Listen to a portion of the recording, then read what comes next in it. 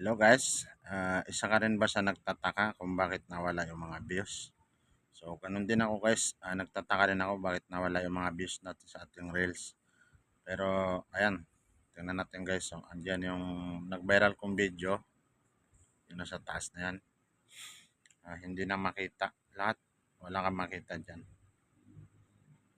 Hindi ko alam kung update to, pero siguro guys update to. Pero tuturo ko sa inyo guys paano niyo makita yung views. Ah, Pupunta ka lang sa professional dashboard. Diyan mo siya makikita inside, tapos pindutin nyo guys yung content and sa taas. Tapos pindutin mo yung see all. Yan. Diyan mo makikita lahat ng content mo. So ayan lang yan guys. Kung napapansin nyo dyan sa dulo, andyan yung mga views natin.